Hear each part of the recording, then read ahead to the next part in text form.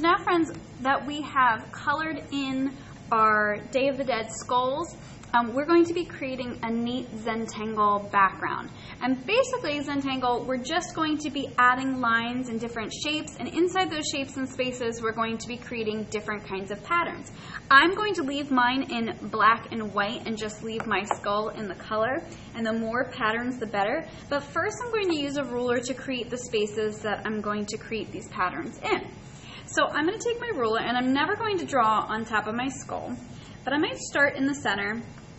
Maybe make a line that goes from my skull to the top and bottom of the paper, and then maybe another line that goes out, and I might keep moving my ruler around. If you want to do yours in a different pattern, you're more than welcome. I don't have a whole lot of space because of how big my skull is, so I'm just going to move my ruler around the paper, kind of creating a sunburst pattern.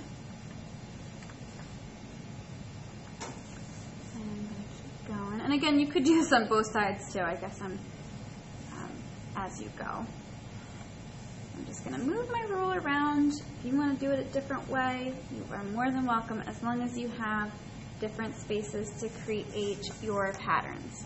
Okay, now that I have my spaces done, now I'm going to think about what patterns I want to do. Now, you're welcome to draw it in pencil first, just in case you mess up, or if you want to draw it straight with your Sharpie, that's okay too. Maybe in one, I'm just going to start simple and just do stripes.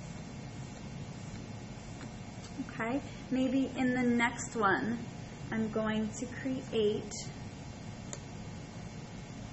little U shapes. And I'm going to keep doing that pattern until I fill a spot.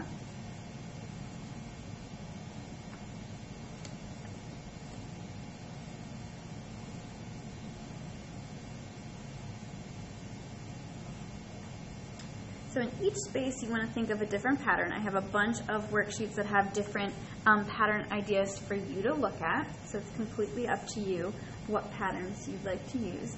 Maybe I'll do a chevron pattern here.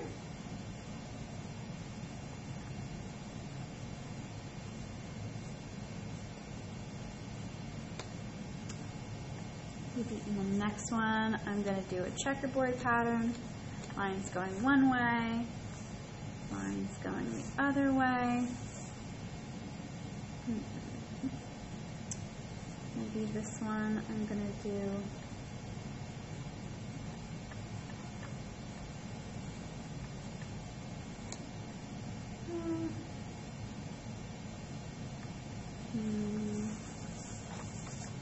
I'm going to have wavy lines. So think a lot about lines and different shapes. Now, once you've gone all the way around your skull and created your patterns, you're going to use your Sharpie and you're going to be tracing all these lines.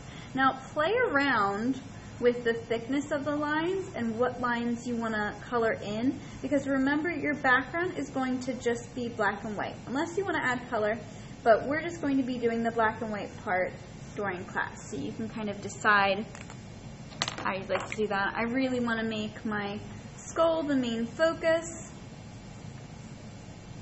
So maybe I'd color in every other one and play with the thickness.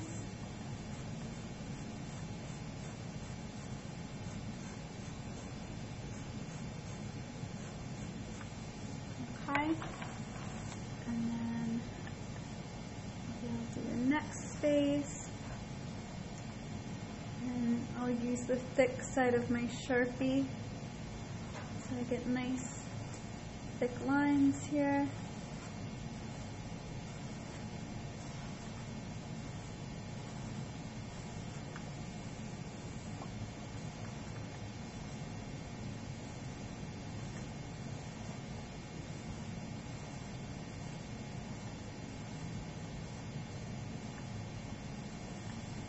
Okay, and so on, and I would keep, and if you want to continue and even add more to it, just to fill in more of that white space, really get creative with your designs. The more designs, the more detail, the better. Okay, so continue working on those patterns, making a different pattern in each space. If you run out of ideas, you can repeat those patterns. Just make sure that they're not right next to each other so you can repeat them around your circle or your skull. Once you are done drawing and tracing all your patterns, then you are completed your Day of the Dead artwork. Great job, 5th grade.